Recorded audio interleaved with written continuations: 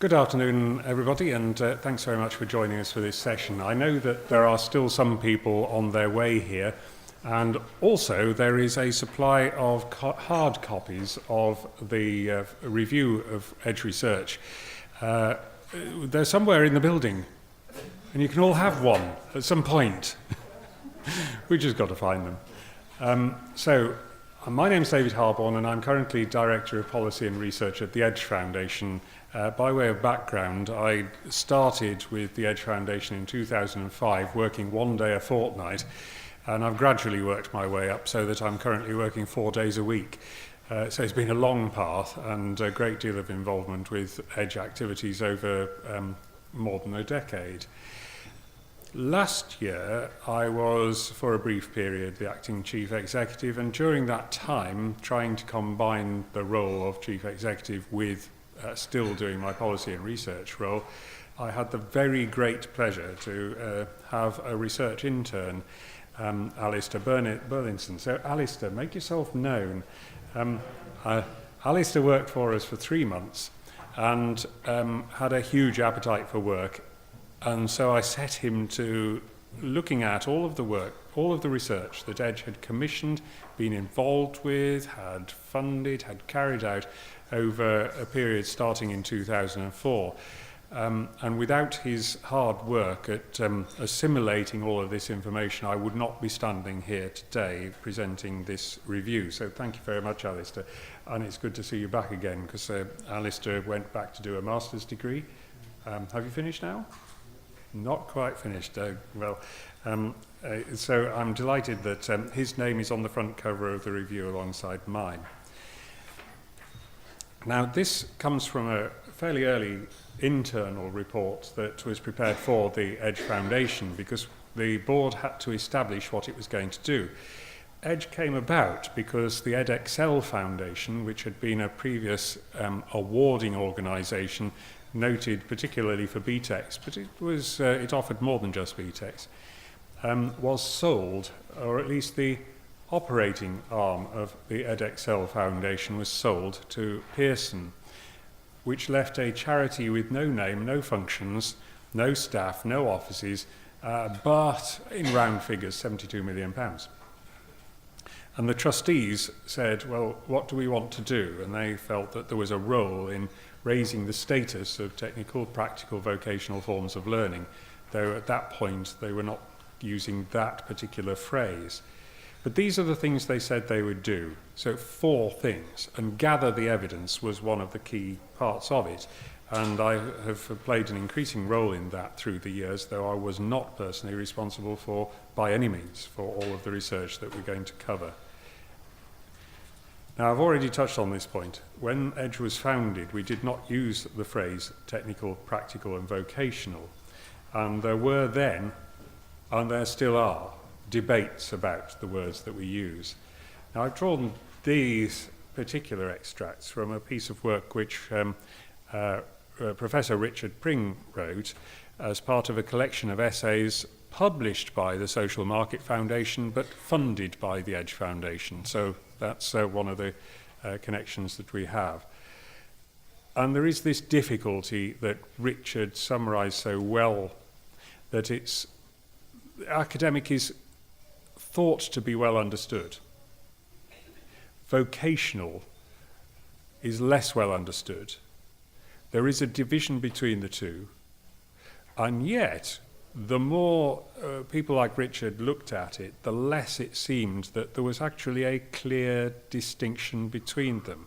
So when Edge, first of all, started to talk about the difference between academic and vocational, that already created difficulties for us. So we commissioned further work into this field, and particularly through Guy Claxton and Bill Lucas from the Centre of Real World Learning. In fact, our connection with Bill predates the founding of the Centre for Real World Learning at the University of Winchester when he was running the Talent Foundation. But they really went to the heart of it, that there is this widespread perception that academic learning is hard and so-called vocational learning is not. And yet, in practice, of course, It involves a delicate synthesis of watching and noticing, tinkering and practicing, imagining and rehearsing, reasoning and appraising. And it's therefore actually, in cognitive terms, really very stretching. They went on to develop for us, in a report called Bodies of Knowledge, a framework for describing how one acquires any form of knowledge and skills, and they suggested that you require a number of habits of mind, which are listed here, and frames of mind. Now, this is part of a philosophy of learning which they have subsequently gone on to develop separately and in parallel, and also Bill Lucas in particular, amongst many others, has gone on to work in to investigate and describe good pedagogical practice in this kind of world of learning to do things, which is still, for many people, described as vocational. So we have had an interest in cognitive science and the meaning of words for a very long time, without ever fully resolving the challenges that are implicit in that. And even today, we have this dichotomy, that on the one hand, you can debunk the academic vocational divide, then on the other you can go and reinforce it.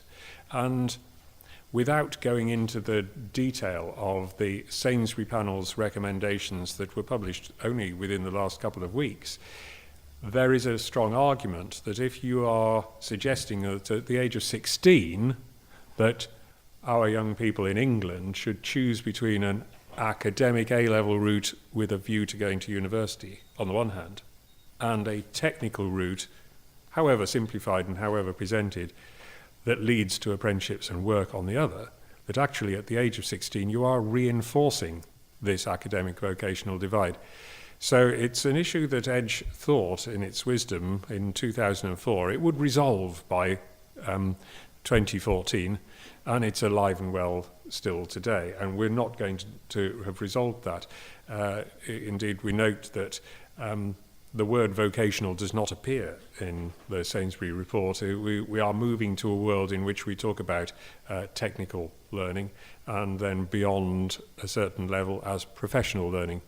And from an Edge point of view, we will go along with that if that is the language that we choose commonly to adopt. It immediately gets us into difficulties internationally, where the word vocational continues to be widely used, of course. We've also taken a close interest in who benefits from these types of learning. And in particular, we've always felt that we don't want the academic sheep and the vocational goats. We want academically able young people to be offered opportunities to learn in styles other than reading, writing, listening, the kind of reasoning styles of learning. And so we commissioned the University of Exeter, Professor Richardson and Sue Singh, to look at the impact on academically able students of this kind of learning at Key Stage 4. Anna, by the way, has just brought in copies of the actual report, so those of you who want one at the end will be able to have one. And about half of the sample that they reviewed had at least some learning meriting the description vocational. They found that high-attaining students of this kind really valued physical, expressive, experiment-based learning, and preferred these styles of learning to the more analytic forms of learning that formed most of their curriculum timetable. But, and that was the good news, it supported a hypothesis that I had propounded. But by the time they then chose what to do at the age of 16 plus, almost all of them opted for traditional academic A-levels because they were in a culture that told them that as high-attaining young people, this was the route to success for them through high-status universities. So we continue to have the challenge that if you demonstrate an ability in the so-called academic subjects, there are societal factors which come into play which encourage you still to go in a particular direction. We're very interested as well, of course, on evidence, and when I finish speaking, we're going to be exploring some of the issues around the use of evidence and how it is derived. In actual fact, this is another report that Bill and Guy did together with their colleague Rob Webster from the Centre for Real World Learning, which demonstrates the gap in terms of scientific evidence or systematic gathering of information about learners' experience. And central policy making largely leaves that out of the equation in a current policy context. We have a policy that says 90% of young people by the age of 16 should take GCSEs in 7 academic subjects, the so-called English baccalaureate. It's hard to say how that is informed by either scientific evidence or systematic gathering of learners' experience. And if I have one plea from all of this, it is that we should collectively do more of this. We should seek the information that might guide future generations of policymakers. We've also been very interested in what happens to graduates. And this is an important point because EDGE is not about vocational or technical at the expense of the academic or at any level. We believe there are many paths to success. Indeed, for many years that was our strapline. And so we asked colleagues from the University of Glasgow to look into the employability skills of recent graduates and what were higher education institutions doing to make sure that their undergraduates were being prepared for the world of work. This probably comes as no surprise to most people in the audience that there were really very considerable inconsistencies of approach. So if you were in a technical discipline, there were more likely to be connections with the world of work than if you were in let's say, an arts faculty. And particularly with things like sandwich degree courses, which do still exist, they are far more common in technical disciplines than they are in arts, humanities and social sciences. But then that leads to the question of what are graduate jobs, and this is a very lively debate, of course. In another session earlier today, we were hearing about about occupational classifications, standard classifications, and there is the categories: the very senior managers and directors, the professionals, for which read doctors and accountants and so forth, who are at a very high level. Then there's associate professional and technical occupations. Now, the Higher Education and Statistics Agency chooses to include those occupations in their definition of a graduate job. We would like to argue that it is time to revise that. We're not the only ones who believe that it's time to revise that, but to include as a graduate job a lot of jobs which can be done by non-graduates seems, to put it at the very least, slightly misleading.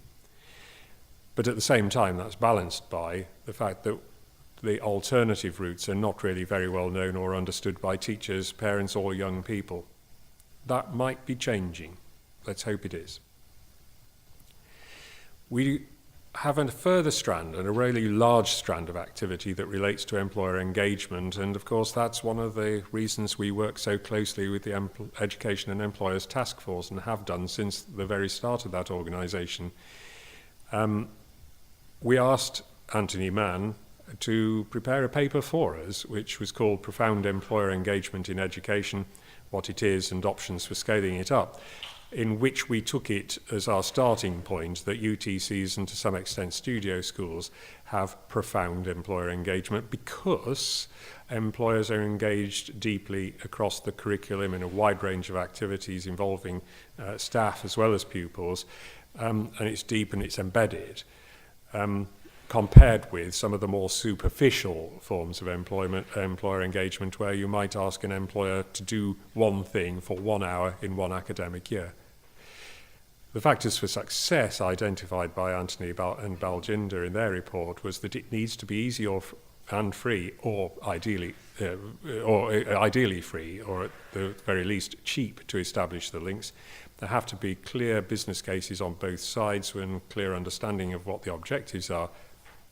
And an important point, schools have to ask for help. Employers are willing to help, but you have to ask them. And when our politicians stand up, as they frequently do, and say, employers must be more involved, yeah, they should, and they can be, but schools have to ask. We've done a great many opinion surveys, and far too many for us to go into today. So all I've done is to flag up some general trends that have been consistent over time, and this is over a more than 10-year period, that our education places too much emphasis on academic achievement, and these are words which would be recognised by parents who have answered our surveys. And similarly, that there aren't enough opportunities for learning by doing. There's broad agreement on that statement across parents, young people, and of course employers. And here's one that we ask quite often, and I've used the original phraseology, so it still uses the vocational word. All students should study at least one vocational subject at school. Even amongst members of Parliament, there is a broad consensus, though opinions vary by political party, as you might expect. But when people say that our education places too much emphasis on academic achievement and these other things, we do have to bear in mind that people might be replying in general terms rather than specifically in relation to themselves or their own children. We always refer back to Alison Wolf's warning that vocational education might just be a great idea for other people's children. I've already mentioned that knowledge and understanding of alternatives to higher education are not well known or understood. Here's one figure that really stands out for me, that 13% of secondary school teachers describe their knowledge of advanced apprenticeships as good or very good. We shouldn't be surprised, and I'm not pointing the finger of blame here at school teachers. Why would they know about advanced apprenticeships? But it does tell us that if we want young people to have access to information about a full range of options, we actually have to work very hard to make sure that that includes alternatives to higher education. But it does go further than that. Having just said I'm not going to blame teachers for their lack of knowledge of advanced apprenticeships, there is actually an underlying challenge here, that when we surveyed adults 18 to 35 and compared them according to whether they'd followed an academic path or a vocational path, the 2/3 were clearly encouraged and supported by their teachers when they chose an academic path, but only 1/3 were supported by their teachers when they said they were choosing the vocational path. That is a challenge for us. We survey members of Parliament usually once a year. We're actually going to give it a break this year because we don't really think that this year, with all sorts of turmoil, that the information would tell us anything terribly new, so we'll review it again next year. But here's the classic problem again, that members of Parliament do know about academic qualifications. They know a bit about, well, they say they know about apprenticeships. Whether they actually do is another matter. But they acknowledge on the whole that their knowledge of vocational qualifications is not good. Finally, this is my last section. I've subtitled it Educational Tourism. Between us, my colleague Peter Mitchell, who retired some time ago from the Edge Foundation, and I have been to quite a number of countries around the world. We only go for short visits. We don't do in-depth studies. We cannot claim that we've therefore got a complete understanding, and I'm always really wary of putting forward the case study of New Zealand and say, we can do it just like them, or Switzerland, we can do it just like them. We can't. But we can still learn something. So, I justify the next few slides on that basis. We can learn something.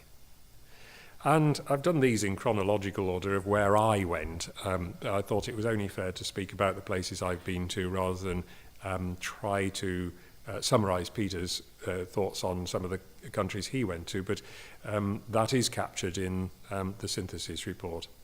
And I went to British Columbia because it performs outstandingly well in PISA.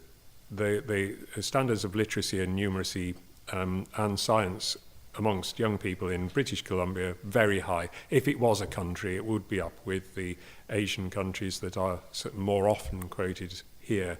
We hear a lot about Shanghai.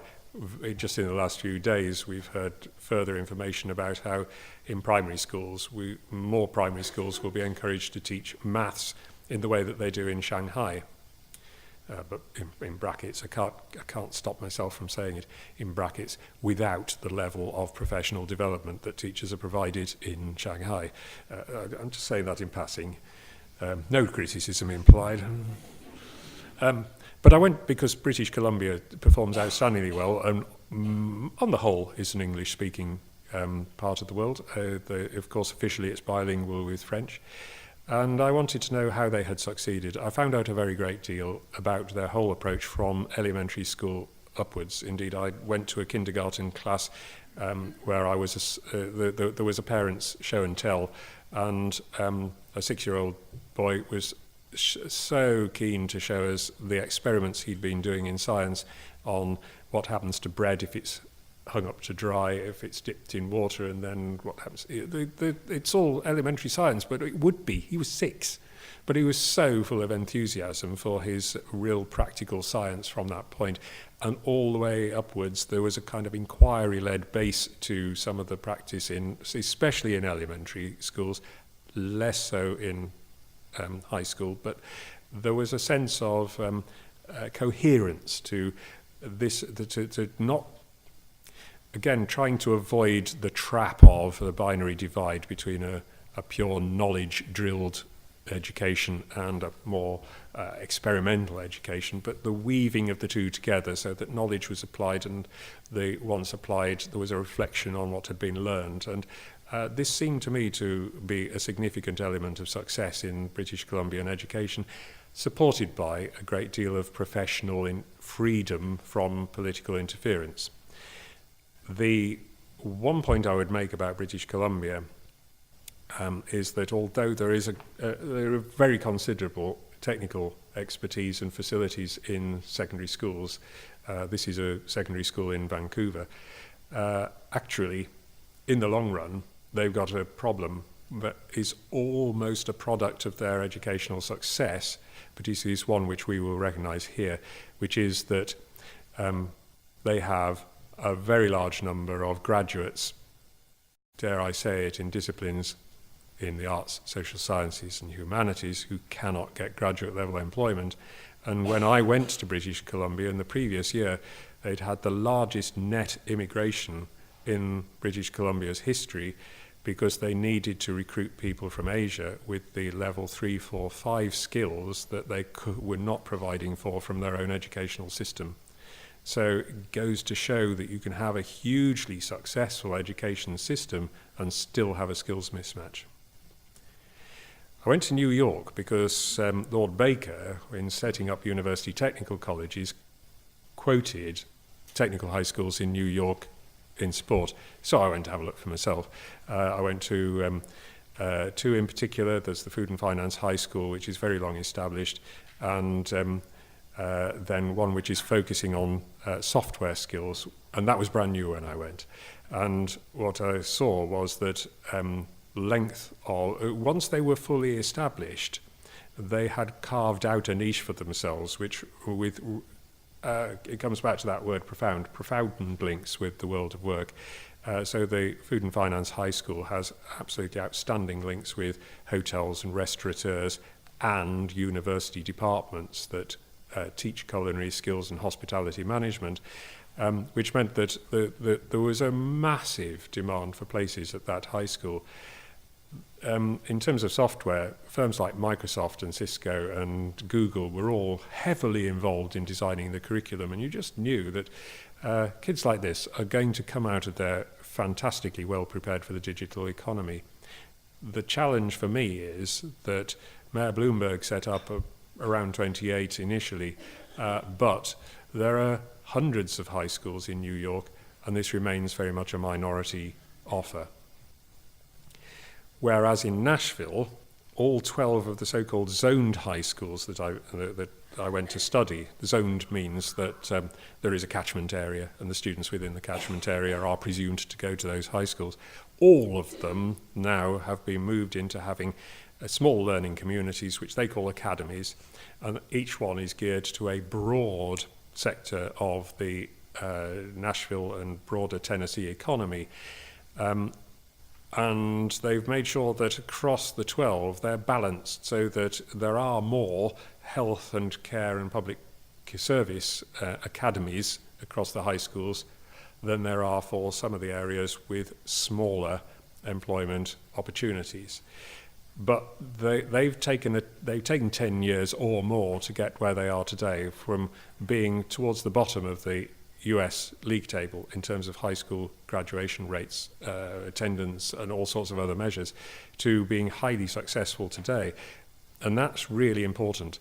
The employer community and the school community decided simultaneously that something had to be done. The employers were fed up of recruiting from out of state. At the same time that the schools were fed up of being bottom of the league table, the two came together. The Chamber of Commerce for Nashville has provided a kind of connecting force and publishes an annual report on the state of education in Nashville, so that the business community is both supporting and holding to account the education system in a way that's really been mutually extremely beneficial. And I'm only going to give one figure because it was one they didn't set out to collect. But it shows a fabulous unintended consequence of the improvement in the education system that came about from these connections, and that is the average age of teen gang members went from 16 to 22. In other words, they stopped being teen gangs. They were no longer recruiting at the younger end because young people were engaged in their education. And instead of employers driving past groups of frightening-looking young people on street corners with their car doors locked, they now see them in the corridors of the school, in the corridors of their own business, as energetic, enthusiastic, imaginative, capable young people. And I will just say in passing that yesterday I was in Nottingham for the first fruits of a programme that we in Edge like to call From Nashville to Nottingham. So in 10 years' time, you'll be hearing about Nottingham. Switzerland. I held off from going to Switzerland for such a long time because I thought it's so different that we're never going to learn anything from it. I went there and, of course, I learned a huge amount about it. Just goes to show. And so the apprenticeship system is paramount. 70% of young people in Switzerland choose the apprenticeship route. It is the middle-class option of choice for many families. And that's quite significant. So from 15 upwards, people spend time in businesses. They might go, they do go one day a week to what we would call a general FE college, but that's often for additional learning, not necessarily the real job-specific skills. So this picture on the right, where this young lady's staring into a box of fish, they are all on a culinary skills course, but this is actually an English class. So they've gone to the college for their English tuition. They are also finding out how to check the quality of fish when it arrives at the restaurant, but that's by the by.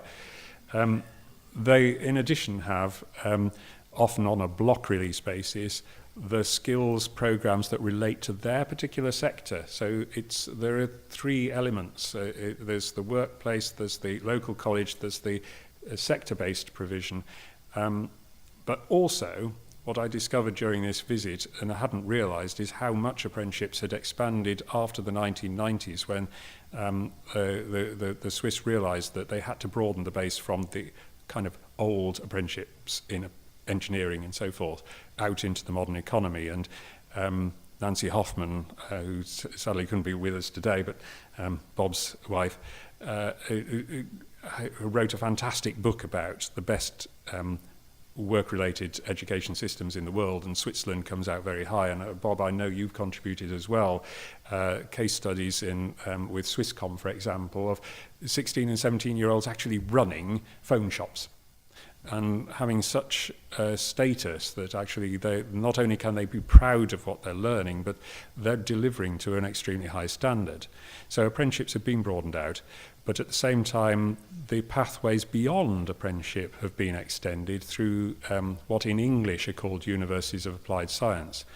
The word university does not appear in either the French or the German title. They are haute école spécialisée, but that translates as specialist high schools, and of course in English that means something else. The point is, they're a kind of polytechnic pathway, if I dare use that word, and it means that if you've been an apprentice, there is a very clear pathway to higher level qualifications and career development. There are also crossover points into more general, more traditional higher education, such as we see mentioned in the Sainsbury report as desirable here. New Zealand I went to see two reasons. One is my daughter lives there, so I went. But the other is they had a series of apprenticeship reforms called the Apprenticeship Reboot, and I thought, well, this was at a time of the Richard Review. Let's go and see what an English-speaking system is doing. They have revised the system, so there's a smaller number of sector bodies which keep a control over the standards, but they also act as brokers for training for apprentices. Apprentices are now at a consistently higher level than they used to be. There is quality control, there is monitoring and support. But there are also pathways from school. So the house there was being built in the grounds of a school, not a college. Once it was completed, it was going on a low loader to be sold to a housing association. And I do think that even if we say we cannot just import the Swiss model because the Swiss society and economy is so different, there are elements we can learn from them, but even more so perhaps in terms of English-speaking countries, we ought to be smarter at learning from their experience. Lastly, I went to Austria, and that was earlier this year, to look at HTLs. The 14 to 19 programmes that are on offer include a very wide range of specialisms, and you could almost go so far as to say there are no general FE colleges in Austria because the HEL system substitutes for it. What I would say about this is that the quality of the links with employers, it's taken for granted, and it is deep-rooted. This particular HTL in Fulham was formed in the 19th century, and I'd say this deliberately, very often gone from father to son, so that in the businesses that we visited, two of them were run by former students of this HTL. Increasingly, they would like to see it go from mother to daughter, and I think perhaps it will, but they have the gender stereotyping challenge every bit as much as we do. What I would also say about the HTLs is that they go all the way to level 4. So at age 19, you've got a level 4 equivalent qualification. Again, something to think about. In the post-Sainsbury reforms, could we be thinking about that for our own context? And that's my conclusion. We still don't know the half of it. There are huge gaps in our knowledge. Edge has touched the surface of a great deal of the evidence in our world, supported by hundreds of research colleagues, whether they are carrying out the research like YouGov and ComRes, or academic departments like University of Exeter and IER at Warwick.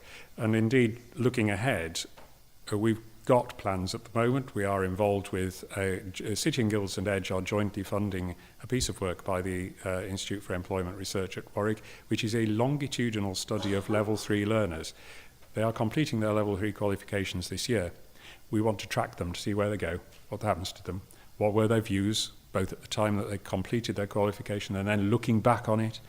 What can we learn qualitatively from that across a range of occupations, different settings, whether it's an FE college or an apprenticeship, different regions of the country. It's going to provide us with a series of snapshots, not the definitive answer to what happens to the level 3 learners, but it will help to shed light on some of the questions we would like research to answer in the future. But we will continue with the original mission, which is to collect evidence from England, Scotland, Wales, Northern Ireland, the rest of the world, and seek to share it through events such as this.